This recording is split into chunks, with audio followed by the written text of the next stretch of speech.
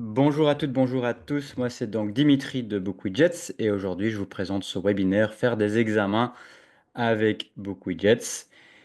Si vous êtes là, je pense que vous connaissez déjà BookWidgets. C'est d'ailleurs un webinaire avancé pour les utilisateurs qui maîtrisent déjà les bases. Je ne pense pas que ce soit une bonne idée d'utiliser un outil numérique, peu importe lequel, pour des évaluations numériques, surtout pour des examens, si vous ne le maîtrisez pas encore très bien. Cela dit, en quelques mots, pour ceux qui découvrent ici BookWidgets, qu'est-ce que c'est? C'est une bibliothèque d'activités avec plus de 40 types d'exercices. Il y en a 3, 4 qui sont vraiment utilisables pour les évaluations numériques, comme les examens. Je vais les présenter tout à l'heure. C'est aussi un outil qui s'intègre dans les plateformes numériques telles que Smart School, Google Classroom, Microsoft Teams, Moodle et autres. BookWidgets permet de suivre les élèves en direct avec une fonction live et vous avez le tableau de bord où vous allez pouvoir corriger les travaux des élèves qu'on va faire ici à la fin de ce webinaire. Pourquoi faire des examens avec BookWidgets? Je vais poser la question à vous. Si vous vous êtes inscrit à ce webinaire, c'est que vous êtes intéressé à passer à une évaluation numérique, ou peut-être que vous le faites déjà un peu. Mais pourquoi? Quels sont les atouts, les avantages? N'hésitez pas à réagir dans le chat. Je suis curieux de voir si ce que vous avez comme raison sont les mêmes éléments auxquels moi j'avais pensé.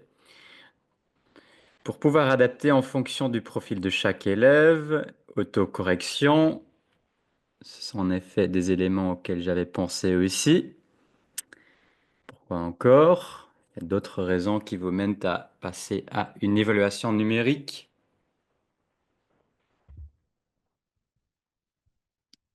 Pas tous en même temps. C'est un avantage pour certains élèves de ne pas devoir écrire. C'est vrai, c'est un avantage aussi parfois pour les enseignants parce qu'il peut y avoir des problèmes de lisibilité avec certains élèves. Le feedback immédiat, les types de questions en exercice numérique, parfois il y a même plus de possibilités que sur le papier, on va le voir. Offrir plus de possibilités. Ok, voici les choses auxquelles moi j'avais pensé. Vous réagissez encore, facile à corriger, pouvoir utiliser le Safe Exam Browser. En effet, il y a le suivi en direct des élèves. Il y a des intégrations multimédia, que ce soit images, vidéo, audio ou autre. C'est c'est plus facile que sur du papier, hein. Réduction des coûts de papier et aussi quand vous insérez des images, notamment pour des cours de géo et d'histoire, souvent avec le papier, c'est pas toujours évident d'avoir des images en couleur. Là, avec des examens ou des évaluations numériques, il y a aucun souci. Option d'accessibilité et de différenciation. Une correction plus efficace. Véronique le dit aussi dans le chat, hein, un gain de temps au niveau de la correction. Je pense que c'est le but, hein, de passer au numérique pour un début, en tout cas, un des buts, c'est la correction plus efficace. Vous allez obtenir certains chiffres, certaines statistiques et la gestion des résultats. Voilà la petite intro. Donc à l'agenda aujourd'hui, je vais d'abord vous montrer des exemples d'examens créés avec BookWidgets. Puis on va passer à la création d'un examen. Je ne vais pas en créer un aujourd'hui, mais je vais en tout cas vous expliquer les étapes pour créer un examen. Et puis encore des trucs et astuces supplémentaires. Et on va finir par quelques éléments à faire et à ne pas faire quand on passe à une évaluation numérique. D'abord donc les exemples d'examen et je remercie les personnes. Vous allez voir certains noms que vous connaissez peut-être qui ont eu la volonté de partager leur examen avec nous. Vous allez obtenir la présentation. Si vous regardez par après en différé sur YouTube, n'hésitez pas à nous envoyer un email pour obtenir cette présentation avec tous les liens vers les exemples. Vous voyez que j'ai été chercher un peu dans toutes les matières pour vous montrer que ça peut vraiment servir justement vraiment pour différents sujets. Là, exemple pour un cours de sciences. Et vous allez voir, on peut travailler avec différentes parties. Donc une première partie biologie, Et je pense que vous connaissez déjà les différents types de questions que vous allez voir, mais c'est en effet un atout d'avoir cette richesse au niveau des types de questions. Donc, je vais parcourir un peu sans préciser tout ce que vous voyez ici en détail. Si ça va un peu vite, vous pouvez regarder par après quand vous aurez la présentation. Donc ici, ce que je disais, hein, une telle image avec une telle qualité sur papier, c'est plus compliqué qu'ici en version numérique. Un texte à trop, des QCM qui sont autocorrectives, bien sûr, et ainsi de suite. Et on va passer, je pense, à un certain moment, là où j'ai le I, je passe à une autre partie de l'examen, partie 2, physique, et ainsi de suite. Voilà. Vous voyez que le nombre de points par question est affiché. À vous de choisir si vous voulez, oui ou non, l'afficher lors de votre examen ou dans votre examen. Pour des cours de langue, ben, on peut faire plein de choses et on va souvent utiliser la feuille de travail fractionnée quand on a un document source. Donc, pour une compréhension orale ou écrite, vous mettez le document source à gauche et les questions à côté. Comme c'est le cas ici, hein, c'est un exercice ou un examen plutôt de compréhension orale en néerlandais avec les instructions en haut et puis des questions ouvertes ici. On doit décrire les personnes, je pense, s'ils écoutent bien, ils vont découvrir des infos sur chacune des personnes qui va sur les photos. Là, il y a des questions ouvertes, donc là, il y a aussi une correction manuelle, mais je vais revenir tout à l'heure sur la correction parce qu'il y a certaines nouveautés, certaines fonctions qui facilitent la correction des questions ouvertes. En français, expression orale, c'est peut-être moins évident, mais c'est possible aussi de faire de l'expression orale. Ici, encore une feuille de travail fractionnée avec quelques documents sources à gauche. Et puis donc la partie expression orale, et je précise que c'est un cours de français langue étrangère, hein. Vous voyez que c'est utilisé par un prof en Flandre. Donc ils doivent présenter leur famille, ils vont insérer une photo et puis enregistrer à l'oral leur présentation de la photo. L'avantage ici, c'est que l'enseignant pourra écouter plusieurs fois l'extrait audio, alors que sur un examen oral sans enregistrement, ben, vous n'avez qu'une seule écoute sur laquelle vous allez devoir vous baser pour évaluer le résultat, la production de l'élève. Bon, on reste un peu dans les langues. Je vais peut-être passer un peu plus vite ici. On est en anglais. C'est un peu le même principe, mais c'est une feuille de travail avec des critères précisés en bas. Là, c'est juste une image. Vous l'avez dit dans le chat, on peut aussi créer une grille d'évaluation avec beaucoup de jets. Je ne sais pas s'il y en a un dans les exemples parce que certains exemples sont un peu plus vieux. Donc, je ne sais pas si à l'époque, il y avait déjà la question grille d'évaluation, mais vous l'avez vu dans le quiz que vous avez dû compléter, ou en tout cas que j'avais proposé de compléter et que je vais encore montrer par après. Voilà ici, question ouverte avec un compteur de mots. Donc en bas à droite, l'élève va voir que là, il a écrit 3 mots. Donc si l'enseignant va demander d'écrire au moins 100 mots, l'élève va pouvoir le vérifier à tout moment. Pour les maths, un exemple ici en néerlandais, j'ai pas encore d'exemple en français, donc désolé. Heureusement, les maths, c'est une langue universelle.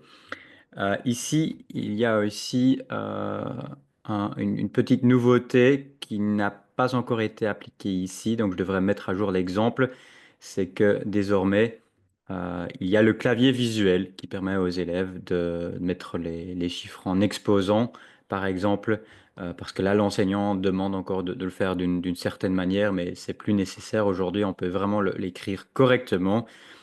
Et on va sans doute faire un webinaire pour les cours de maths au cours de la prochaine année scolaire, parce qu'on vient de le faire en allemand, donc il me reste à traduire la présentation et les exemples en français, et je ferai ça quelque part au cours de la prochaine année scolaire pour aller plus en détail sur les maths. Pour géographie, voilà encore une feuille de travail fractionnée avec des documents sources, des images, des graphiques.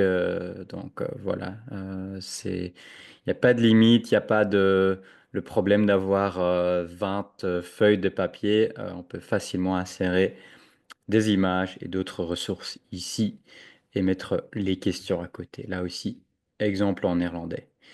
L'exemple suivant, c'est juste pour vous montrer qu'on peut vraiment l'utiliser pour tout type de matière. Donc ici, même pour de la comptabilité, on va travailler avec des tableaux à compléter et l'enseignant prévoit déjà certaines informations et les élèves vont compléter le reste.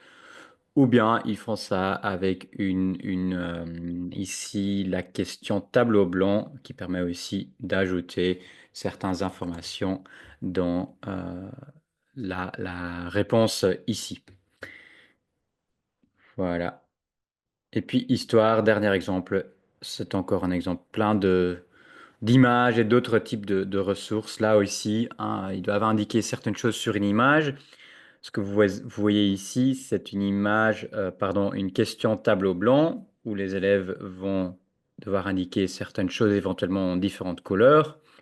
Donc l'Empire romain, voilà, il va l'indiquer ici. Puis il se dit, mince, je me suis trompé. Bah, l'élève peut facilement revenir en arrière, alors que sur du papier, c'est un peu plus compliqué. Donc là encore, un petit avantage du numérique.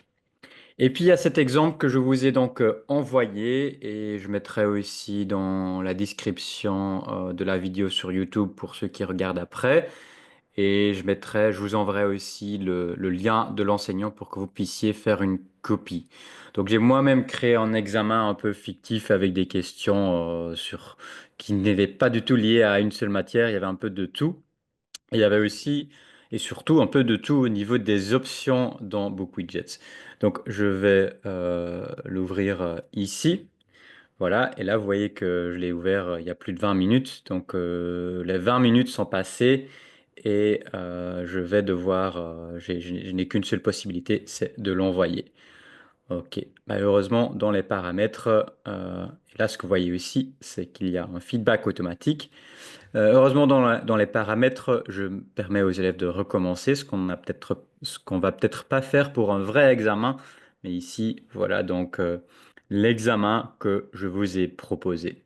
Et j'ai passé un peu en revue ce qu'il y avait comme élément dans l'examen. Tout d'abord, on commence par une question texte avec des instructions.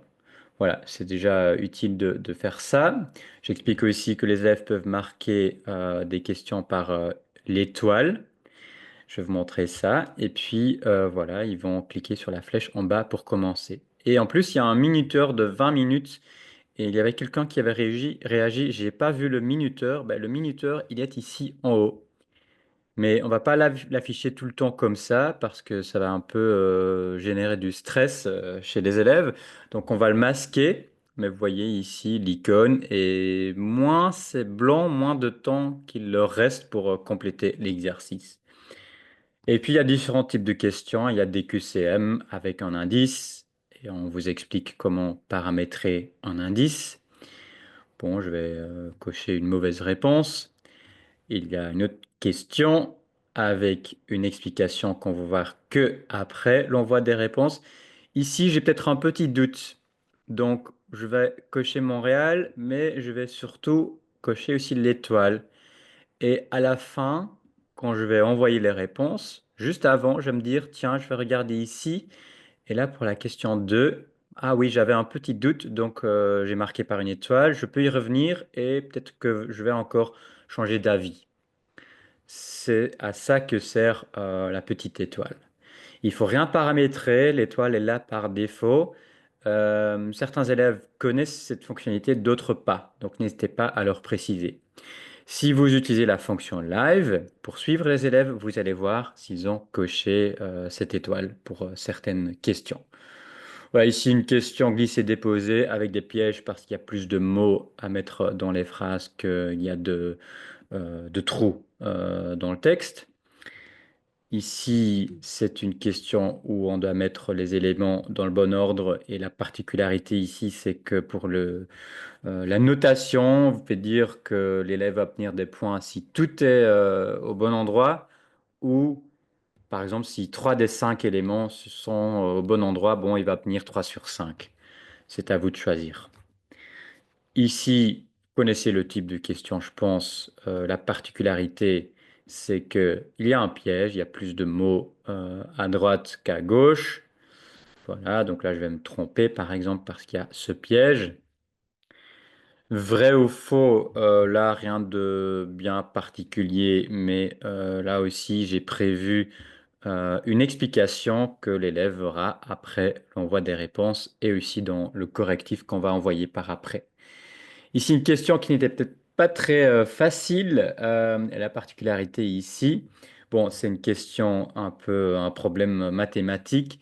Donc, on peut utiliser la calculatrice qui se trouve ici en haut et qu'on peut déplacer et puis à nouveau masquer.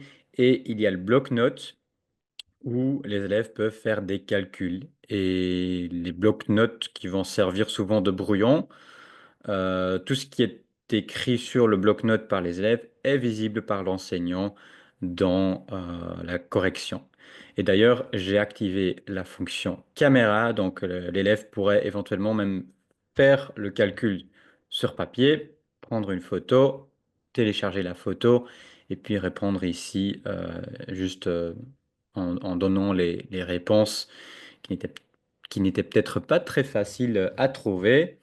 Là, pour les profs de maths, on a la question équation où l'élève va réellement pouvoir travailler avec les caractères mathématiques, racines carrées, fractions et autres. Voilà l'image à noter. Rien de particulier ici, sauf peut-être que vous ne connaissez pas encore la possibilité de créer un menu déroulant pour certains ou pour tous les champs à compléter.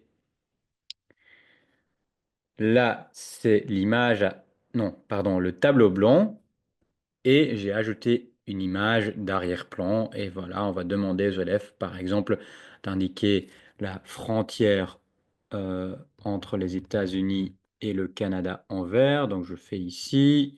Voilà, je ne vais pas tout faire, mais vous avez compris le principe. Et encore deux autres éléments. Donc, c'est sur 3 points. OK. Là, il n'y a pas d'autocorrection, mais j'avais quand même prévu dans l'explication une capture d'écran avec la bonne réponse. Ici, on doit corriger les erreurs dans le texte, mais il n'y a pas toujours des erreurs. Donc, ici, il manque un S, mais dans la phrase 3, par exemple, il n'y a pas d'erreur. Là, par contre, j'ai encore trouvé une erreur. Mais on pourrait aussi corriger des mots qui sont corrects. Voilà, donc c'est pas évident. C'est un paramètre. L'enseignant peut choisir que l'élève peut uniquement corriger les erreurs ou qu'il peut corriger tous les mots, même les mots qui ne contiennent pas d'erreur. À vous de choisir comme souvent dans beaucoup de jets. Là, on a un exercice simple, simple question QCM, mais j'ai ajouté un extrait audio. Et la particularité, c'est qu'on peut écouter, on peut limiter le nombre d'écoutes, donc l'élève pourra écouter que 2 fois. Je vais écouter une première fois. Ah, je pense que j'ai pas activé le son, donc je vais écouter une deuxième fois.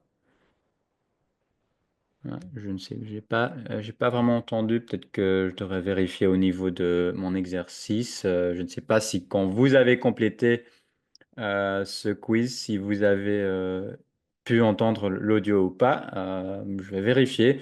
En tout cas, voilà, vous voyez qu'il me reste plus d'écoute. J'ai écouté 2 fois, donc il faut répondre ici. Là, un simple texte à trous, mais la particularité, c'est qu'ici, il faut des accents que je ne saurais même pas trouver sur mon clavier et je ne connais pas les raccourcis, mais c'est pas grave parce qu'on a le clavier visuel qui me permet d'écrire ici le mot avec l'accent ou le caractère spécial qu'il me faut.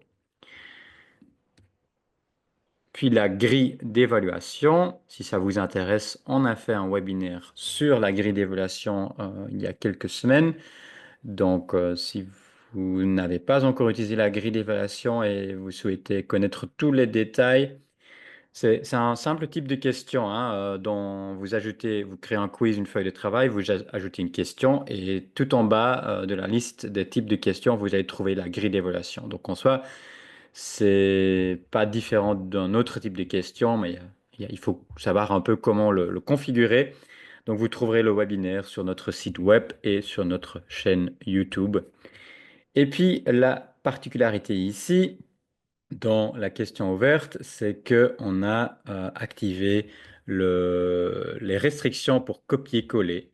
Donc, vous allez voir, je peux copier-coller ici, ça fonctionne. Mais si je vais sur un autre site, par exemple le site de BookWidgets, et je vais essayer de copier du texte ici, donc je vais copier et je vais sur mon exemple ici. Et là, je vais essayer de coller et ça marche pas. Il y a je trouve plus le mot, mais j'arrive à copier-coller du texte depuis mon widget, mais pas depuis des sites externes.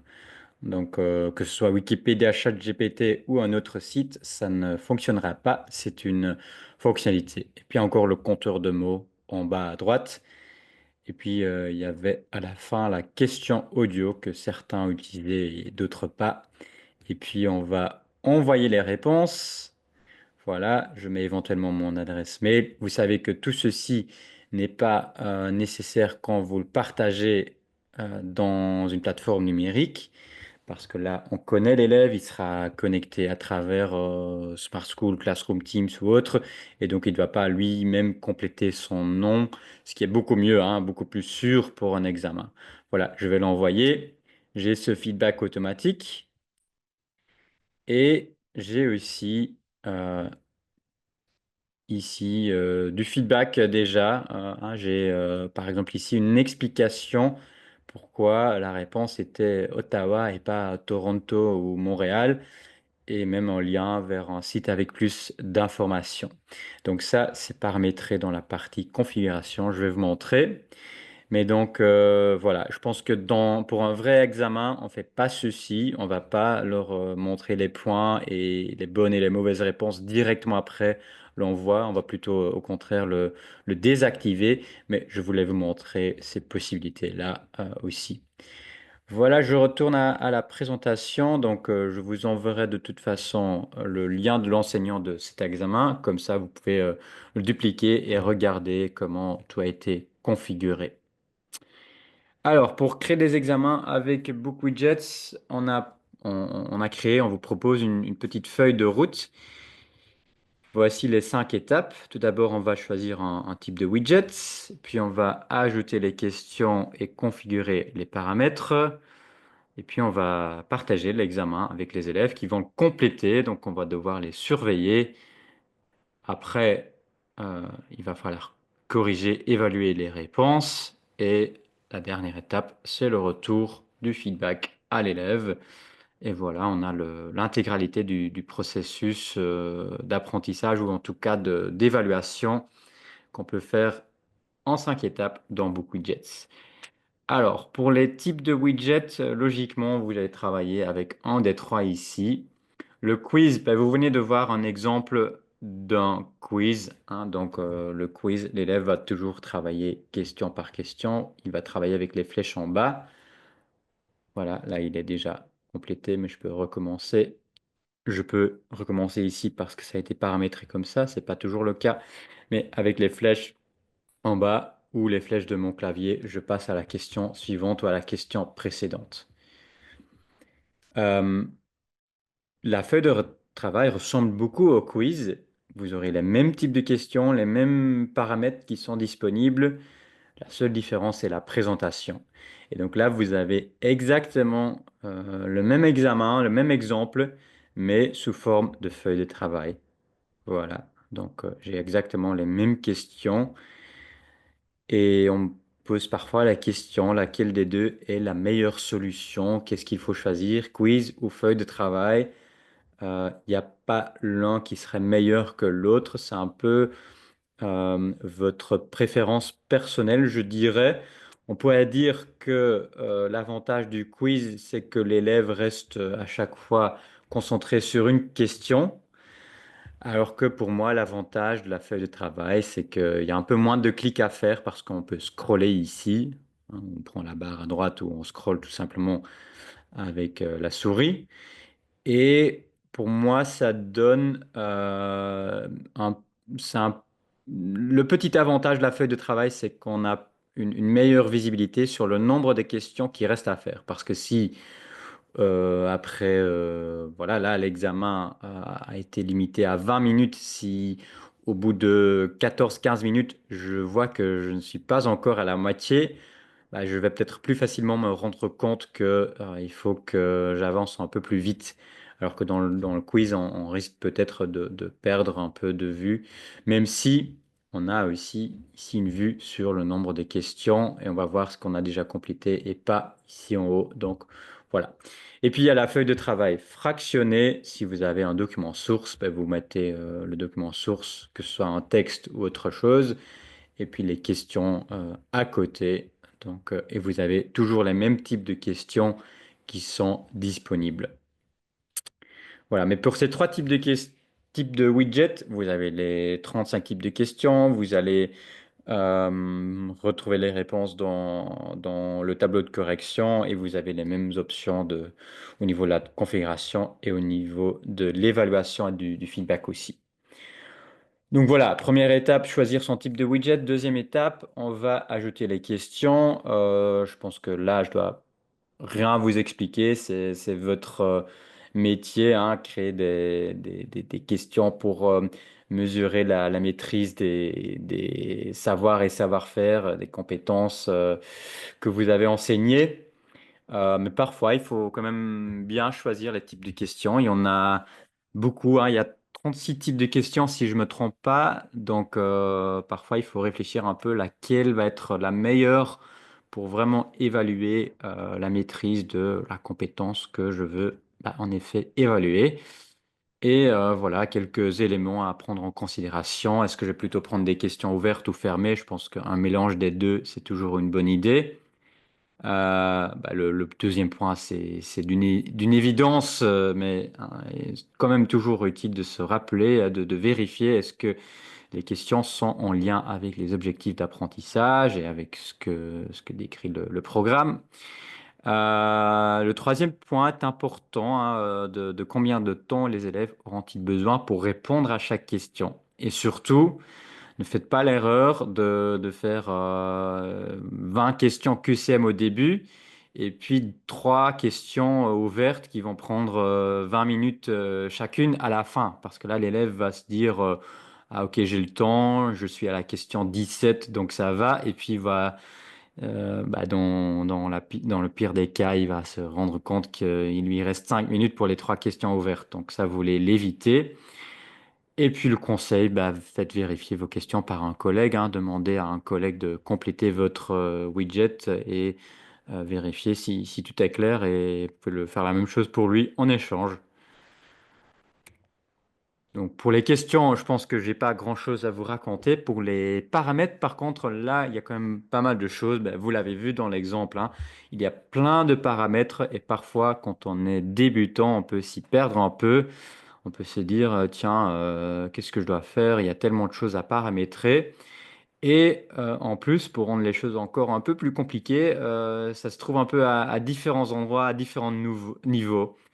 Euh, Quand je parle de paramètres, je parle des choses comme le minuteur, comme les restrictions de copier-coller, comme le bloc-notes, comme l'affichage des points ou pas, comme l'affichage de feedback ou pas, après l'envoi, et ainsi de suite. Certaines options sont configurées au niveau de la question. Et le principal, le principe, le paramètre principal qui se configure au niveau de la question, c'est le poids, c'est le nombre de points que l'élève peut obtenir pour une question, mais aussi des choses comme l'affichage en ordre aléatoire des réponses dans un QCM. Donc ce que je vais faire, c'est que je vais prendre ça c'est pour tout à l'heure. Je vais aller sur mes widgets et prendre l'examen que vous avez vu tout à l'heure et que vous avez complété. Voilà, il est là.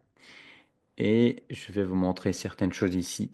Donc, au niveau de la première question, par exemple, ici en bas, ben, j'ai configuré que cette question vaut des points et qu'elle vaut un point. Vous pouvez le changer, ça peut être un demi-point, ça peut être 2 points. Si vous avez d'autres types de questions, ben, vous allez avoir des options un peu plus avancées. Par exemple ici, est-ce que, hein, je l'avais dit, est-ce qu'on va donner un point si tous les éléments se trouvent au bon endroit ou est-ce qu'on va donner un point pour chaque élément qui se trouve au bon endroit? À vous de voir, mais c'est donc configurable au niveau de la question.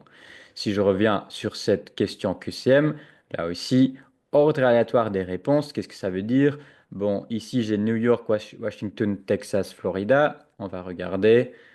Chaque élève aura normalement les questions ici dans un autre ordre. Si je vais rafraîchir la page, normalement, je vais avoir dans un autre ordre. Plus vous en avez, plus ce sera mélangé. Voilà, là je l'ai dans un autre ordre. Et aussi des choses comme un indice, là, ça se paramètre au niveau de la question, donc ici. Voilà. Puis il y a des choses qui sont configurées sur l'onglet ou dans l'onglet rapport. Par exemple, le mode examen, c'est le principal. Est-ce que je suis là? Oui, rapport. Donc deuxième onglet ou troisième onglet plutôt ici. Bon, activer l'envoi des réponses, c'est coché par défaut. Il faut le cocher, sinon vous avez un gros problème pour un examen. Bah, vous voulez recevoir les réponses, donc n'y touchez pas, hein. Vérifiez toujours que ce soit coché. Le formulaire d'envoi, normalement, vous n'en avez pas besoin, hein, si vous partagez l'examen par Smart School, Teams, Classroom ou autre, peu importe, mais par une plateforme numérique. Ce n'est pas nécessaire, les noms des élèves seront déjà connus. Et donc ici en bas, il y a le mode examen qu'on peut activer et en gros, c'est tout simplement un minuteur. Le mot est peut-être un peu trompeur, un mode examen, parce que c'est un minuteur, mais c'est pas plus. Ce n'est pas encore un élément qui va verrouiller l'élève dans l'exercice. Ça vient après, c'est Save Exam Browser, mais on peut l'utiliser. Ce sont deux options indépendantes. On peut utiliser les deux en même temps, mais à vous de voir. Ça peut aussi ne pas être le cas. Et puis, il y a beaucoup d'options qui sont configurées dans l'onglet général, des choses comme l'affichage des bonnes réponses, les restrictions copier-coller, l'ordre aléatoire des questions, et ainsi de suite.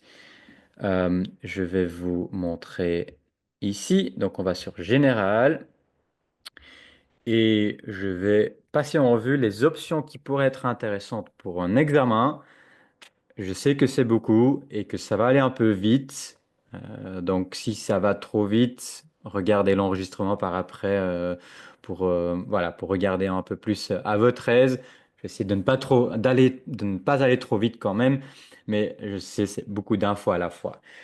Ici, j'avais activé les deux dans l'exemple que vous avez complété. Et vous l'avez vu tout à l'heure, mais dans un vrai examen, je pense que vous allez désactiver parce qu'on ne veut pas tout de suite donner aux élèves euh, les corrections des questions. Afficher les points associés à chaque question. Par contre, ça, on va souvent l'activer dans le cadre d'un examen parce que là, ils vont voir, OK, cette question vaut 5 points, la question suivante vaut 2 points, etc. Afficher le résultat lorsque le quiz est terminé. Par contre, je pense que dans le cas d'un vrai examen, on ne va pas l'afficher. Les commentaires, vous l'avez vu tout à l'heure, mais je pense que pour un examen, on va peut-être pas l'activer non plus. Voilà. Je pense que ceci est un paramétrage typique pour un examen en ce qui concerne les options de correction et de notation. Puis, on peut forcer les élèves à répondre aux questions dans l'ordre strict. Voilà. Et permettre oui ou non aux élèves de voir les réponses aux questions précédentes. Bon, je vais jouer un peu avec les paramètres.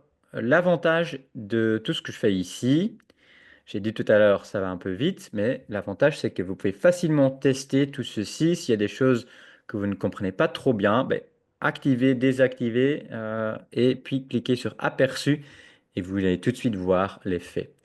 Et ici, voilà, vous allez voir que l'élève, ok, il a la première question, il ne peut pas encore, et même si c'est une feuille de travail, il ne peut pas encore aller sur la question suivante. Donc là, il va répondre à la question, il va cliquer sur Prêt et continuer, et il tombe sur la question 2. Et comme j'ai aussi activé l'option ou désactivé, je ne sais plus, mais en tout cas, j'ai indiqué qu'il ne peut pas revenir en arrière sur les questions précédentes, ben, je ne peux pas revenir sur la question numéro 1.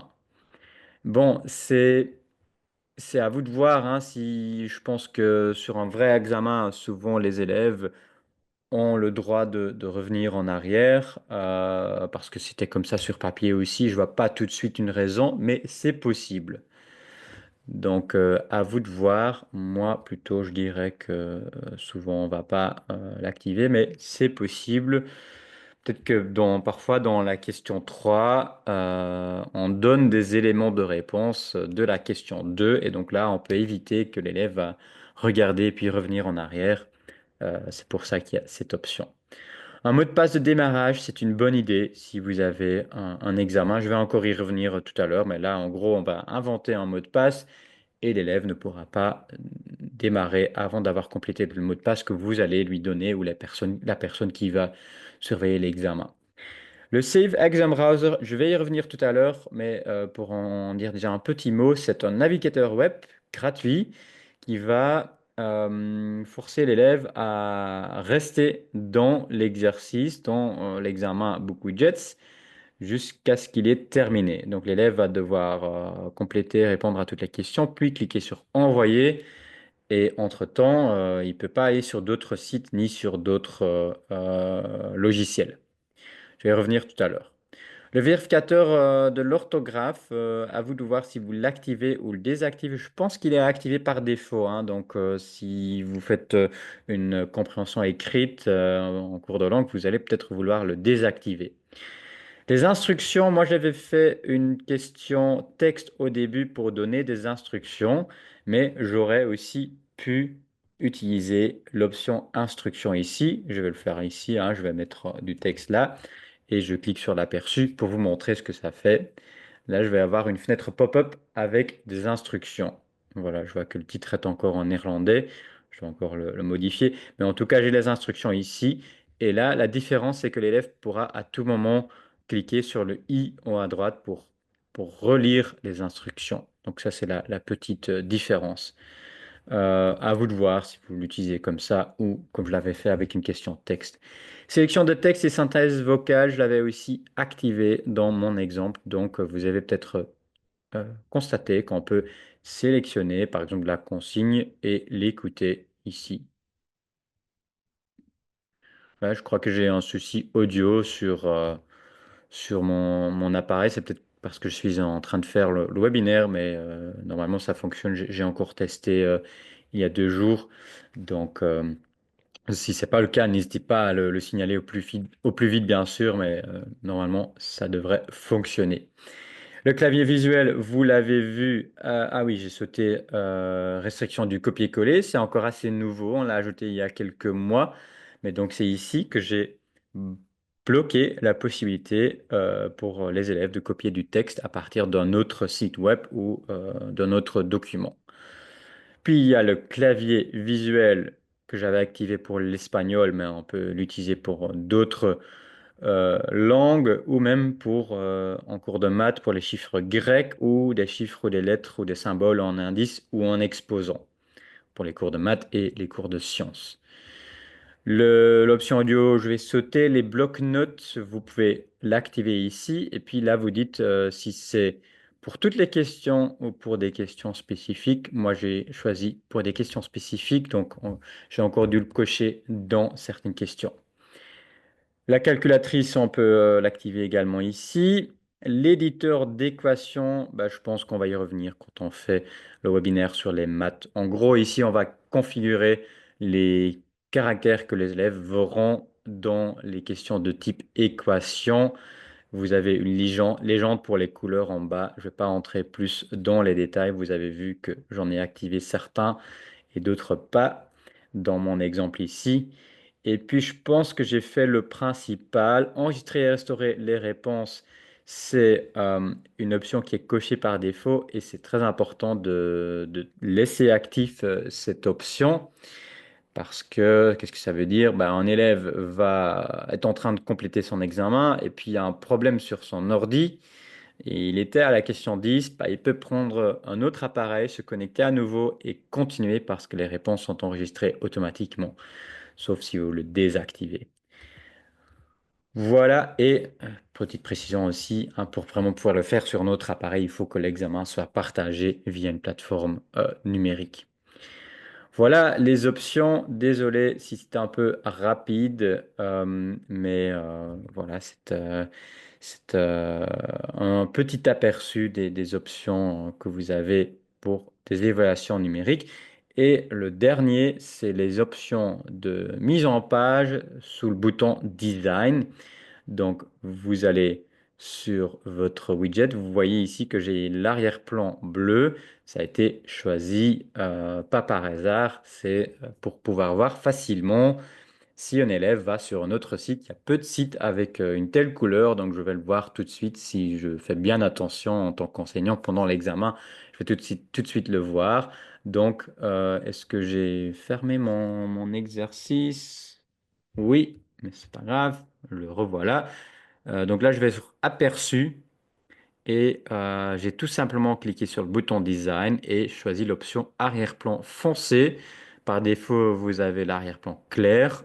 On peut prendre l'arrière-plan foncé et prendre encore d'autres couleurs éventuellement ici, un peu plus de rouge, peu importe, à vous de choisir. Vous avez les options qui sont là et qui vont vous aider. Voilà un peu les options. Et puis, vous allez partager et surveiller l'examen. Et il y a déjà plusieurs questions qui ont été posées juste avant le début du webinaire sur les possibilités pour protéger l'examen. Par protéger, je veux dire pour faire un examen sécurisé où un élève ne va pas pouvoir facilement aller sur d'autres sites et tricher. Il y a plusieurs options et on a essayé de résumer le tout dans un tableau. Je vais passer en revue colonne par colonne. Donc, tout dépend un peu de votre situation, aussi du matériel que vous utilisez. Vous allez voir, j'espère que tout sera plus clair une fois que j'ai fait les explications. Première option, vous partagez l'examen dans une plateforme numérique avec un mot de passe de démarrage sans protection supplémentaire. Donc, vous partagez l'examen, vous mettez un mot de passe, vous le partagez sur Smart School. Vous pouvez déjà faire la veille de l'examen, Smart School ou Classroom ou autre. Et l'élève va peut-être déjà voir en avance, ah oui, j'ai vu l'examen déjà là, mais quand il va cliquer dessus, il va pas pouvoir l'ouvrir parce qu'il ne connaît pas le mot de passe. Ce n'est qu'au début de l'examen que vous allez donner le mot de passe. Après, ici, c'est très facile à mettre en place et vous n'avez pas besoin d'outils supplémentaires. Donc ça, ce sont les avantages, mais c'est pas très sûr, hein. Les élèves pourraient facilement aller sur d'autres sites, ouvrir d'autres logiciels. Vous pouvez quand même activer certaines options qui vont peut-être rendre le trichage un peu plus difficile, hein. Vous pouvez désactiver ou activer l'option restriction du copier-coller, choisir l'autre arrière-plan d'une autre couleur, mais ça reste assez facile pour les élèves de sortir, sauf si vous faites très bien attention, bien sûr. Donc, c'est pas l'idéal. Mais ça peut déjà, si vous avez un petit groupe, hein, peut-être pas pour un examen, mais pour des interros en classe, ça pourrait déjà fonctionner. Euh, L'option 2, là, on est beaucoup plus sûr parce qu'on va utiliser le Save Exam Browser que j'avais déjà mentionné. Donc, c'est un navigateur qui va bloquer les élèves. Bloquer, c'est peut-être pas le bon mot, mais qui va forcer les élèves à rester sur le widget, l'exercice Book Widgets avec votre évaluation et il va pas pouvoir sortir de cet exercice pour aller sur d'autres sites ou d'autres documents ou logiciels. Donc, Très efficace. En plus, c'est gratuit. Vous pouvez l'utiliser en tant qu'enseignant individuel. Il ne faut pas forcément l'activer pour toute l'école. Il est par contre disponible pour Windows, Mac et iPad, pas pour des Chromebooks. Et je sais qu'il y a beaucoup d'écoles qui utilisent aussi des Chromebooks. Donc là, malheureusement, il n'y a pas de solution. Et on peut rien faire, malheureusement, désolé, mais Safe Exam Browser n'est pas un produit BookWidgets. Il n'est pas créé par nous. On est compatible avec ce logiciel, ce navigateur, mais on n'est pas du tout lié euh, à ce logiciel. Donc, on n'a pas de lien direct non plus avec les programmateurs. Voilà, donc il faut savoir ça. Donc, parfois, on nous pose la question, quand vous faites finalement une version Chromebook du CEP, ben, c'est pas à nous. Et un Chromebook, c'est basé Chrome. Je sais que Google est en train de faire, de développer des choses. Si vous allez chercher sur le site Google Éducation en anglais, ils ont un projet, donc peut-être qu'il y aura quelque chose de leur côté qui va arriver bientôt comme alternative. Le Save Exam Browser, à partir de maintenant, je vais dire SEB, c'est un peu plus facile. Il doit être installé sur les appareils des élèves. Donc c'est quand même une petite chose à faire en plus. Et il est important de le tester avant l'examen. Et ça vaut ici pour l'option numéro 3, qui est peut-être une alternative si vous avez des Chromebooks. Il existe des logiciels qui permettent de surveiller les écrans et ce sont des logiciels qu'on va utiliser non seulement pendant les examens, mais aussi en cours d'année, parce que ça permet en tant qu'enseignant, on voit tous les écrans des élèves, on peut facilement partager en lien avec eux. Il y a des élèves qui peuvent lever la main via le logiciel ou même poser des questions. Et souvent, ces logiciels de surveillance ont aussi une option qui permet de bloquer certains sites ou même de tout bloquer sauf certains sites. Et si vous faites ça, ben là aussi, vous créez un peu le même principe que le SEB. Hein, vous allez partager l'examen, le widget, et puis, voilà, vous pouvez créer un peu un environnement sécurisé.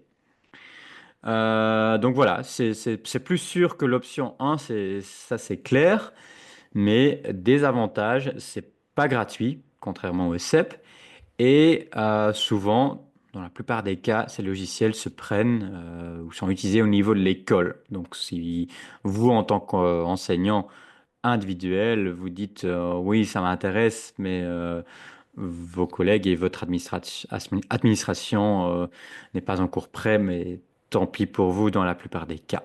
Là aussi, il est important de tester, et même je dirais pour l'option 1, s'il y a des choses que vous utilisez la première fois, testez-les. Hein, si vous courez un marathon, là aussi, on dit toujours, n'essayez jamais de choses pour la première fois le jour de votre course. Essayez toujours à l'avance pendant votre préparation parce que sinon, vous risquez d'avoir des soucis le jour J. Voilà, je vais zoomer un peu sur les trois options. Quelques éléments supplémentaires. Donc, le numéro un, euh, donc si vous partagez via un LMS, vous avez quand même une certaine sécurité. C'est que c'est l'élève qui va ouvrir l'examen, c'est vraiment l'élève. Parce que si vous partagez tout simplement le lien, l'exercice, ben, n'importe qui pourrait l'ouvrir et compléter. Et voilà, il existe des moyens de décourager la tricherie en activant, j'ai mis en permettant, mais je pense voilà, en activant le mot de passe de démarrage, le mode examen que vous avez vu, les restrictions du copier-coller, l'ordre aléatoire des questions. J'ai sauté ça, mais ça se trouve aussi sur l'onglet général, donc vous pouvez mettre toutes les questions en ordre aléatoire. Ben, je vais peut-être vite vous montrer parce que c'est quand même utile aussi pour les examens. Donc ici, ordre et numérotation des questions, on est toujours dans l'onglet général. Là, on peut mettre toutes les questions en ordre aléatoire. Je prends l'aperçu et je vais regarder les questions. Souvenez-vous, au début, on avait une question QCM sur les capitales. Et là, j'ai une toute autre question qui vient en premier. Donc voilà encore une option intéressante. Parce que voilà, un élève va avoir la question 5 en premier et un autre élève va avoir la question 17 en premier. Donc, même s'il regarde l'écran de son voisin, il va probablement pas voir la même chose. L'arrière-plan d'une couleur spécifique et la disposition de la salle de classe où le superviseur a une bonne vue sur les écrans, c'est utile aussi, hein. Et même le classeur entre les écrans, ça marche toujours très bien. Il y a parfois des choses que la technologie ne pourra pas résoudre, mais ce genre d'intervention va vous aider. Beaucoup de ces éléments-ci, ben, vous pouvez les utiliser aussi, les activer aussi si vous utilisez les options 2 ou 3, hein. C'est une question dans le chat, c'est sûr, hein. Euh, ok. Pour CEP, quelques précisions. Comment est-ce que ça fonctionne? Tout d'abord, il faut que les élèves l'installent sur leur appareil. Vous avez le lien ici dans la présentation que vous aurez par après, mais vous pouvez aussi tout simplement aller sur Google et chercher Download SEB et vous allez trouver. Étape 2, vous en tant qu'enseignant, vous allez l'activer, toujours dans l'onglet Général, avec un mot de passe de démarrage et un mot de passe de sortie. Je vais revenir ici. Je vais dans l'onglet Général, Save Exam Browser. Je coche l'option ici. Et voilà, j'ai déjà un avertissement, blablabla. Il commence à réclamer parce qu'il faut encore configurer le mot de passe de démarrage. Euh, voilà, là, c'est pas très sûr mon mot de passe, mais c'était juste pour vous montrer. Et puis le mot de passe sortie aussi. Voilà. Le mot de passe de démarrage, c'est assez logique. L'élève va ouvrir l'examen, il va compléter le mot de passe de démarrage que vous allez donner à l'examen et il va pouvoir commencer son examen. Mais le mot de passe de sortie, il sert à quoi? Ben, il sert à des situations que, on l'espère, vous n'aurez pas trop souvent. Imaginons qu'un élève tombe malade, qu'un élève ait un problème de connexion sur son ordinateur et que l'élève doive sortir de SEB pour pouvoir régler le problème. Dans ce cas-là, vous donnez à l'élève le mot de passe de sortie. Vous pouvez dire, OK, ça arrive rarement ou jamais, donc je ne mets pas le mot de passe de sortie. Et là, vous avez un gros problème. Et d'ailleurs, on vous avertit, tiens, tiens, tiens, attention, c'est quand même une bonne idée de mettre le mot de passe de sortie. Parce que là, vous avez un gros risque, c'est que quand vous faites ceci, l'élève pourra quitter SEB et comme il n'y a pas de mot de passe de sortie, il va pouvoir quitter sans devoir entrer le mot de passe. Il va pouvoir aller sur d'autres sites, revenir sur votre examen. Il va repasser par l'endroit où vous avez le partagé, c'est-à-dire vous l'avez partagé, c'est-à-dire la plateforme numérique, et il va pouvoir continuer là où il était. Bon, il faut déjà que les élèves le sachent. Et puis, s'ils arrivent à faire tout ça et la personne qui surveille l'examen n'a rien vu, il y a peut-être d'autres problèmes aussi, mais hein, cela dit, c'est toujours une très bonne idée. C'est même fortement conseillé de mettre aussi le mot de passe de sortie. Comme ça, bon, l'élève va essayer de quitter Seb, va devoir compléter un mot de passe de sortie. Il ne le connaît pas, donc il ne va pas pouvoir sortir. Donc voilà, en résumé, le mot de passe démarrage, vous le mettez forcément. Mot de passe de sortie, ben, en fait, vous le mettez aussi. Et on espère que vous n'en avez jamais besoin. Donc ça, c'est ce que vous faites au niveau du widget. Puis vous le partagez quand vous partagez toujours vos widgets dans Smart School, dans Teams. Mais condition importante, il faut une plateforme numérique. Vous ne pouvez pas utiliser l'intégration BookWidget Seb si vous n'avez pas de plateforme numérique. Et puis, comment ça se passe côté élève? Je ne vais pas pouvoir vous montrer parce que sinon, mon ordinateur va bloquer tous les logiciels, y compris Zoom. Mais j'ai une petite vidéo et là, vous allez voir. Là, c'est le cas de Google Classroom, mais ça fonctionne de la même façon pour les autres intégrations dans d'autres plateformes numériques. Là, on est connecté en tant qu'élève. On va sur la partie devoirs. On va retrouver le lien vers l'examen ici, euh, comme n'importe quel autre exercice, hein. Donc l'élève va cliquer dessus et va cliquer sur le lien vers le widget. Et puis il va être redirigé vers Seb. Donc quand l'élève clique dessus, il va ouvrir automatiquement Seb. Voilà. Si l'élève n'a pas Seb sur son ordinateur, il ne va pas arriver à ouvrir l'exercice. L'élève va entrer le mot de passe de démarrage. Et voilà, il est dans mon widget. Il y a le minuteur qui est actif. On peut essayer de déplacer l'écran, mais il n'y a rien qui va s'afficher, même si on met des choses sur son bureau. Là, l'élève va essayer de quitter, mais s'il ne connaît pas le mot de passe de sortie, bah, il ne va pas arriver à sortir de l'examen. Donc tant pis pour lui. Il y a le minuteur qui est actif. L'élève va répondre aux questions. Ici, il va mettre des choses dans le bon ordre. Compléter les noms des capitales et puis envoyer. Le nom de l'élève est déjà là parce qu'il y a la connexion avec la plateforme numérique. Et quand l'élève ou confirme l'envoi, il va avoir un lien pour quitter Save Exam Browser et ce n'est qu'à ce moment-là que l'élève pourra quitter et réouvrir d'autres documents ou autres logiciels. Voilà comment ça fonctionne. Encore une fois, testez-le. Vous pouvez très facilement euh, faire un quiz, activer l'option SEB, le partager dans votre plateforme numérique, et puis vous cliquez dessus vous-même en tant qu'enseignant, mais vous jouez le rôle de l'élève et vous pouvez le tester. Ça va fonctionner aussi sur votre écran, sur votre ordinateur, mais il faut que vous installez SEB aussi de votre côté. Alors, normalement, ce n'est pas nécessaire, mais si vous voulez le tester vous-même, il faut vérifier aussi. Donc voilà, je vais ici certaines choses, je vais répéter certaines choses que j'ai déjà dites, mais elles sont importantes. Testez bien à l'avance, configurez le mot de passe de sortie, vérifiez que les élèves ont la dernière version de SEB, gardez toujours l'œil ouvert. Il y a toujours des élèves qui font des petites notes papier, ça existe toujours, et là, il n'y a pas de solution avec SEB. Euh, et puis attention, si vous avez des widgets avec des liens et des vidéos, là c'est un peu plus compliqué.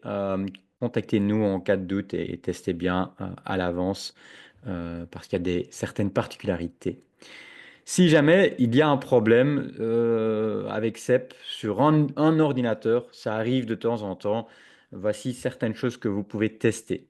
Est-ce que l'élève dispose de la dernière version, la version la plus récente de SEB et de son système d'opération, donc la dernière version de Windows ou de Mac ou iOS sur iPad?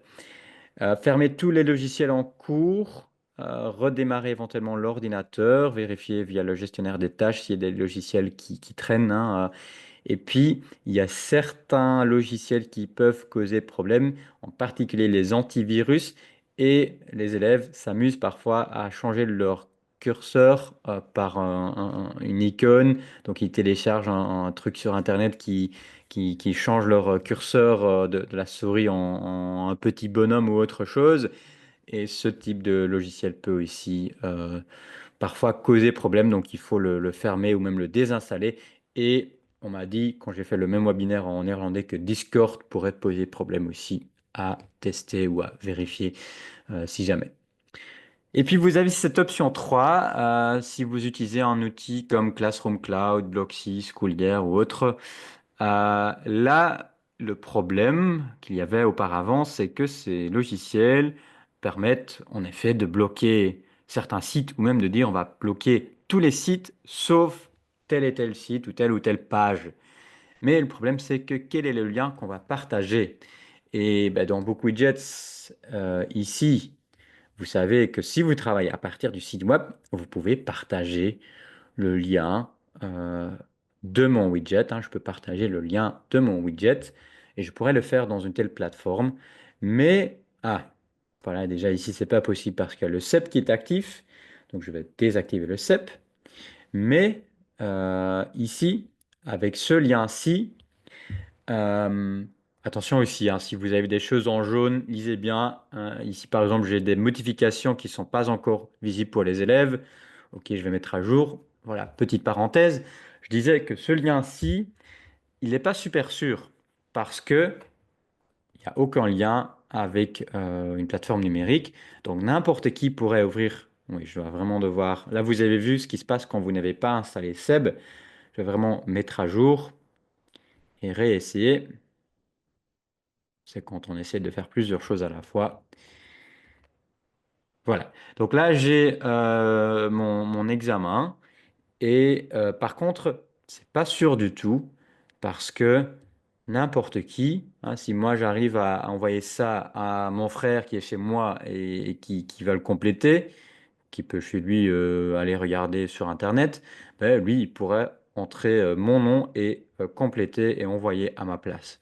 Par exemple, il y a aussi pas toujours l'enregistrement automatique des réponses via l'option que vous avez ici. Donc, c'est pas sûr du tout. Et pour combler ce problème, nous avons développé le lien de l'examen que vous n'avez pas encore vous, mais on peut l'activer pour vous. Il y a certaines écoles et enseignants qui le testent en ce moment. Bah, si vous dites oui, je suis dans le cas aussi où j'utilise peut-être une plateforme comme Classroom Cloud, on peut l'activer. Et voilà ce qu'il me fait. Il va me proposer déjà de désactiver le partage via le lien normal. Et puis là, OK, je vais sélectionner le compte sur lequel je veux recevoir les réponses. S'il y en a plusieurs, ce n'est pas toujours le cas hein, pour vous. Et puis, il va me générer le lien de l'examen que je peux partager avec mes élèves. Voilà. Donc, les élèves vont se connecter via leur compte Microsoft. Je veux que les résultats vont être classés, par exemple, dans le cours français. Le cours que je choisis ici, ce sont les cours, ici c'est dans le compte Microsoft, donc ce sont des cours de Teams, mais ce n'est pas pour autant qu'il va créer un devoir Teams. Au contraire, il n'y a rien qui sera créé dans Teams. Ça sert juste au stockage des résultats au bon endroit. Vous pouvez paramétrer si votre examen est par exemple là mardi le 20. Bon, mardi à 13 heures, le lien sera plus accessible. Ça, c'est encore un autre avantage que vous avez ici. Et là, j'obtiens le lien que je pourrais partager dans une telle plateforme. Vous avez ici le lien de commentaires, c'est pour après envoyer le commentaire et les commentaires et le feedback à l'élève. Vous avez un lien à part. Parce que comme le widget n'est plus publié dans Teams ou dans une autre plateforme, bon, il faut passer par un lien pour partager le feedback. Voilà, donc c'est pour bientôt et c'est déjà pour aujourd'hui. Si vous voulez le tester, il suffit de nous envoyer un petit email et on va l'activer pour votre compte. Quelques remarques et je vais me répéter ici, mais voilà, c'est important. Donc, on vous conseille vivement de partager, de faire un examen via une plateforme numérique, donc en partageant via une plateforme numérique, dans le meilleur des cas avec CEP ou via le lien de l'examen. Il y a trop de risques si vous partagez le lien normal pour un examen. Vous voulez vraiment éviter une perte de données ou un certain doute parce que là, vous tombez dans une situation où c'est parfois une discussion et c'est pas toujours évident de trouver des preuves de tricherie et ainsi de suite. Donc voilà, faites le max pour avoir un examen sécurisé. Et puis, encore une fois, ni Seb ni les logiciels que j'ai cités sont des produits de BookWidgets. On a des contacts avec certains développeurs en ce qui concerne des outils de surveillance, donc par exemple Classroom Cloud, mais ce n'est pas des produits à nous. Donc pour toute question concernant le prix, concernant l'utilisation, pour des problèmes techniques ou peu importe, on peut malheureusement pas trop vous aider. Il faudra s'adresser à leur service client. Ok, je vois qu'on a déjà dépassé l'heure, donc je vais peut-être aller un peu plus vite et ne pas trop aller dans les détails sur l'évaluation des réponses. On a d'ailleurs fait un webinaire entier d'1 heure sur la correction et sur toutes les options du tableau de correction, mais je vais aller en 5 minutes quand même sur l'exemple de l'examen que vous avez complété, ou certains en tout cas j'ai reçu. 11 réponses et je vois en bas les élèves. Mais ce qui m'intéresse ici, c'est aussi au niveau des questions. Je vois quelles questions étaient faciles et quelles questions étaient plus difficiles. Et moi, quand je devais corriger mes examens sur papier, je faisais pas élève par élève, je faisais question par question. On peut faire exactement la même chose ici. Donc, on peut cliquer sur une question et on va pouvoir corriger question par question. Mais on peut tout aussi bien corriger question par question. Je vais retrouver ma propre soumission ici. Et donc là, voilà, j'ai pas très bien fait mon travail. Ça, c'était, oui, il y a quelques jours. Oui, vous avez vu, mon nom était deux fois dans la liste. Donc, s'il y a un élève qui va vraiment envoyer une deuxième fois, vous allez tout de suite voir au niveau des envois et au niveau de la date que, il a fait deux envois et laquelle des deux était la première. Vous pouvez le désactiver d'ailleurs, hein, c'est sous l'option, sous l'onglet ou dans l'onglet rapport, j'ai oublié de le préciser, mais c'est possible aussi. Mais si vous l'oubliez, c'est pas très grave. Donc voilà, je peux ici ajouter des commentaires sous chaque question. Je peux ajouter des commentaires audio, c'est assez nouveau ici. Je peux, vous voyez les explications que j'avais prévues s'affichent également ici. Et puis, je vais aller un peu plus bas pour vous montrer ce qu'on peut faire quand il y a des questions ouvertes. Ah, par exemple, ici, pour l'exercice de maths, l'élève a donné une bonne réponse, mais ce n'est pas la réponse que j'avais prévue. Parce qu'il a inversé, mais en maths, c'est parfaitement possible. Donc, je vais considérer comme une bonne réponse. Et le 2 sur 3 devient un 3 sur 3 ici. Voilà, donc parfois ça sera nécessaire. Et ici, bon, l'élève a écrit Texas, il a fait une faute d'orthographe, donc je peux l'indiquer ici. Je vais écrire attention orthographe, mais je peux l'accepter quand même. Ou je pourrais donner un demi-point ici. Voilà, vous pouvez toujours changer les points manuellement. Pareil ici, je vais donner pour cette question-là peut-être, ok, c'est encore une faute d'orthographe.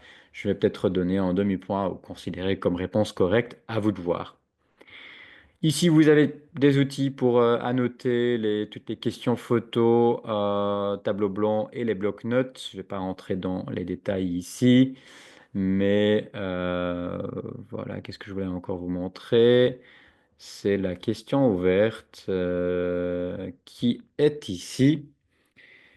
Parce que là, on peut non seulement ajouter des remarques comme je viens de le faire pour l'autre question, mais on peut aussi barrer des choses. Parce que là, l'élève a écrit vraiment n'importe quoi. Donc, je vais barrer. Et puis, vous voyez d'ailleurs que j'avais mis un compteur de mots pour 80 mots et l'élève n'a pas atteint les 80 mots, on le voit ici. Et puis, on va indiquer des erreurs. Je peux ajouter des commentaires, mais je peux aussi utiliser les codes de correction.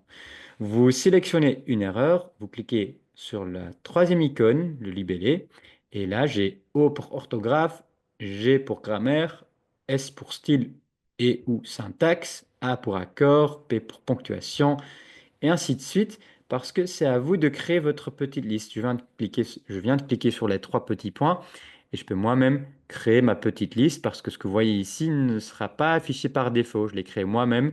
Vous pouvez changer les couleurs, vous pouvez changer les codes et ainsi de suite. Je vous conseille de regarder ensemble avec vos collègues, si vous êtes prof de langue par exemple, collègues d'autres langues et d'autres années, pour trouver une certaine uniformité, mais ça peut être très utile. Là, j'ai par exemple une faute de grammaire. Là, j'ai une faute, on va dire, d'orthographe. Là aussi, c'est clairement l'orthographe. Là, c'est une faute de grammaire. Là, encore une faute d'orthographe. Donc, je vais donner ici des points manuellement. 1 sur 3, par exemple. Et on va voir en haut, dans le résumé, je vois, OK, sur l'ensemble de l'examen, j'ai indiqué 2 erreurs de grammaire et 3 d'orthographe. Donc, on a un bon résumé des types d'erreurs de cet élève. Donc ça, c'est élève par élève. Je passe avec la flèche à la question suivante. Je peux d'ailleurs encore ajouter un commentaire global ici en haut. Et je passe à l'élève suivant. Et puis la correction question par question, je clique sur la première question et j'ai toutes les réponses à la première question. Ce qui est intéressant ici, c'est qu'on peut filtrer les bonnes réponses. En principe, je ne dois plus les regarder. Et puis, on va regrouper les réponses identiques, mais il n'y en a pas trop ici. Je vais regarder pour la question 2. Là, je vois 5 élèves qui ont fait la même erreur et quand je clique dessus, je vois les noms des élèves et donc je peux ajouter, et d'ailleurs les personnes qui ont fait les erreurs, j'ai demandé de faire des erreurs au début du quiz, donc c'est pas que ces gens-là ne connaissent pas la bonne réponse, non, non, ils ont bien joué le jeu. Voilà, l'avantage ici, c'est que quand je vais écrire un commentaire ici en bas, ben, ce sera ajouté pour les 5 élèves, donc ça m'évite de devoir faire un copier-coller. Voilà pour la correction. Encore une fois, vous avez le lien vers l'autre webinaire là. Ok. Et puis, il y a le feedback. C'est toujours un peu particulier pour un examen parce que déjà, on ne va pas l'envoyer ou l'afficher tout de suite. Et puis souvent, il y a cette question des enseignants qui se disent, bah, j'aimerais pas que les élèves gardent une trace de la correction parce que je vais réutiliser une partie de l'examen peut-être l'année prochaine.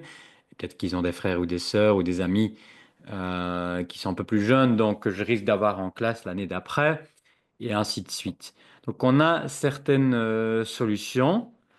Euh, une possibilité, c'est de télécharger et de l'imprimer. C'est pas top au niveau du papier, mais c'est une possibilité. Donc ici, on peut en bas sélectionner tous les travaux et puis euh, télécharger les PDF. L'option se trouve ici en bas. Euh, il y a d'autres options et surtout si ça a été envoyé par une plateforme numérique. Donc je vais vite aller sur un autre cours. Là, j'ai un examen de géographie euh, où Alix a fait son travail. Elle a obtenu 5 sur 10. Je vais peut-être encore modifier, mais ça, je vous l'ai déjà montré. Mais ça a été envoyé via une plateforme numérique. Et donc ici, quand je vais corriger, déjà, quand je vais retourner le travail, je peux planifier le retour. Et ça, c'est une nouveauté. Ça a été ajouté il y a quelques mois aussi. Donc, OK, l'examen était aujourd'hui, mais la série d'examens ou la période d'examen est encore en cours. Donc, je vais peut-être plutôt envoyer fin juin, OK, à l'élève. Mais là, l'élève pourra faire des captures d'écran ou même enregistrer parfois. Donc, on peut aussi planifier la récupération. Donc, je vais dire, OK, je vais renvoyer le 26 juin, et même, on peut même choisir l'heure, et le 27 juin, je vais planifier la récupération. Donc, on peut planifier ou on peut ne pas planifier, et là, je retourne le travail. Ça va être renvoyé à l'élève. Et puis, le lendemain, je vais récupérer le travail retourné et l'élève ne pourra plus accéder à la correction et au feedback. Donc, l'élève, dans le cas de Smart School, c'est un message. Auparavant, c'était un PDF. Mais désormais, c'est un lien et le lien ne va plus fonctionner. Et d'ailleurs, vous voyez indiqué ici. Donc, ça, c'est une possibilité. Et puis une autre possibilité, parce que là, ok, c'est déjà intéressant, mais l'élève pourra toujours faire des captures d'écran et ainsi de suite. Ben, sachez que l'élève ne pourra pas faire des captures d'écran dans SEB, le Save Exam Browser. Et donc ici, quand vous allez sur configurer le widget, non, pardon, configurer l'affichage des commentaires, vous avez une option en plus, ouvrir dans SEB. Bon, c'est pas toujours euh, fermé à 100% parce que l'élève peut toujours sortir son téléphone et faire des captures d'écran. Donc, ça va fonctionner si vous organisez un moment à l'école, en classe ou pendant une pause de midi où vous voyez bien que les élèves ne sortent pas leur téléphone. Et là, vous retournez le travail dans CEP, l'élève va l'ouvrir et CEP va s'ouvrir et l'élève pourra consulter ses erreurs, les remarques que vous avez ajoutées, mais ne pourrait pas faire de capture d'écran. Voilà. Tout ceci va déjà assez loin, mais sachez que c'est possible et peut-être que vous ne l'utilisez pas encore cette année, mais peut-être que l'année d'après, vous dites oui, c'est quand même intéressant. N'hésitez pas à revenir vers nous ou à revisionner cette partie du webinaire. Voilà donc ce que je viens d'expliquer dans une capture d'écran. Vous avez plus d'options ici, mais le tout a déjà été présenté en détail dans le webinaire. Peut-être une chose qui est encore bon à savoir, c'est la toute dernière option. Imaginons que vous avez fait une erreur dans la configuration de votre examen, par exemple au niveau des points. Il y a une question qui, dans votre configuration, vaut un point alors que vous voulez qu'elle vaut 4 points. Ben, vous pouvez modifier dans votre widget, puis mettre à jour, mais ça ne suffit pas. Si les élèves ont déjà envoyé leur réponse, il faut encore revenir ici et cliquer sur cette dernière option. Encore une fois, ça va déjà assez loin. Vous n'allez peut-être pas retenir aujourd'hui comment ça fonctionne, mais retenez que c'est possible. Et le jour où vous en avez besoin, contactez-nous et on vous aidera avec plaisir à retrouver cette fonctionnalité. Voilà, j'ai dépassé un peu le timing, mais je m'y attendais, hein. C'est beaucoup de choses à vous raconter. Je vais terminer par les trucs et astuces et les choses à faire et à ne pas faire. Mais vous allez voir que je me répète, à part peut-être une ou deux choses. La plupart, ce que je vais raconter maintenant, sont des choses que j'ai déjà dites. Live Widgets, l'option live et le lien ici mène vers le webinaire que j'ai fait sur la fonction live, permet de suivre les élèves en direct au moment de l'examen. C'est très intéressant. Vous allez voir s'il y a des élèves qui traînent trop sur certaines questions, vous pouvez leur dire attention, respectez le timing, etc. L'arrière-plan, j'en ai parlé, j'ai même montré, donc voilà, encore une bonne astuce. Numéro 3, vérifiez vos examens. Essayez vous-même de compléter l'examen ou demandez à un collègue, c'est peut-être encore mieux. Vérifiez que tout fonctionne correctement et si les questions sont claires, s'il n'y a pas de doute au niveau de l'interprétation des questions. Et vous pouvez même tester Seb par vous-même, c'est pas compliqué, vous pouvez parfaitement le faire. S'il y a des élèves avec des besoins d'apprentissage spécifiques et qui ont par exemple le droit d'avoir plus de temps, comment procéder? Ben, vous faites d'abord l'examen, disons la version standard, et vraiment vous le finalisez avec tous les détails au niveau de la mise en page et au niveau de la configuration, et puis vous le dupliquez et vous faites la version B où vous changez certains paramètres comme le minuteur avec plus de temps. Peut-être que certains élèves ont droit à une calculatrice, mais c'est donc pas possible au sein d'un même widget, il faut vraiment dupliquer. Vous pouvez importer des questions à partir de widgets créés précédemment. Voilà, si vous avez fait certains exercices en cours d'année, dans la partie questions, vous cliquez sur la roue dentée et vous avez l'option d'apporter des questions depuis un widget ou à partir d'un document Word. Donc, si vous avez encore anciens examens en Word ou PDF, vous avez cette possibilité et vous avez le lien ici vers la vidéo qui montre comment ça fonctionne. Le point suivant, j'ai parlé des options de mettre les questions dans un ordre aléatoire. Et vous avez vu dans les exemples l'examen pour les cours de sciences, où on a une partie physique, une partie biologie. Et donc là, bah, ce sera intéressant de mélanger les questions, d'afficher les questions dans un ordre aléatoire, mais on ne veut pas bien sûr que des questions de biologie soient affichées dans la catégorie physique et inversement. Mais ça, c'est simple à mettre en place. J'ai créé un exemple que je vais dupliquer. Donc là, j'ai partie 1 physique et puis j'ai des questions de physique. Et puis j'aurai une partie 2 biologie. Et là, j'ai des questions biologie, mais les questions sont dans un ordre aléatoire. Si je vais rafraîchir la page, j'aurai de nouveau d'abord physique, mais les questions ici sont dans un autre ordre. Comment est-ce que j'ai fait? Ben, j'ai activé sous Général l'option ordre aléatoire. Et puis au niveau des questions, j'ai créé une question texte, physique, puis mes questions. Et j'ai mis le bleu, c'est un emoji juste pour vous montrer que ça fonctionne. Et puis partie 2 biologie, j'ai fait la même chose. Et donc, c'est en mettant des questions texte que vous créez en quelque sorte des sections. Donc, le système sait que les questions qui sont entre deux questions texte doivent rester ensemble. Même si on active l'ordre aléatoire, il va mettre ces questions-là en ordre aléatoire, les bleus, mais il ne va pas mettre un bleu parmi les verts, par exemple. À faire et à ne pas faire, quelques derniers conseils importants. Je pense qu'il y a beaucoup de choses que j'ai déjà dites. Euh, Ne vous fiez pas uniquement au logiciel de sécurité. Même CEP, il est très bien, mais bon, il y a des élèves qui vont toujours trouver d'autres solutions pour tricher. Ne passez pas plus de temps que nécessaire à rédiger des questions. Consultez les groupes existants dans BookWidgets. Peut-être que vous pouvez demander dans notre groupe Facebook s'il y a des profs qui ont déjà fait un examen pour votre niveau et votre matière. Et parfois, les AI, les IA peuvent nous aider à générer des questions. Mais attention, ne faites pas une confiance aveugle à l'IA.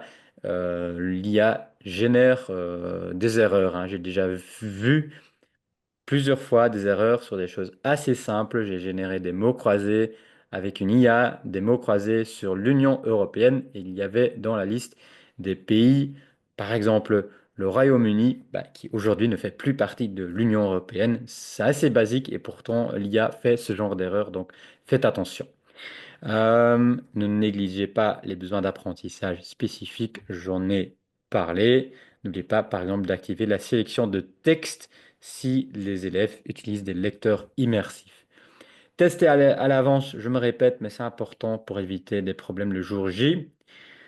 Assurez-vous d'avoir une version PDF. On peut facilement, dans le widget, si vous cliquez sur Aperçu et puis Imprimer, et puis vous prenez, au lieu de choisir une imprimante, vous prenez enregistrer sous format PDF.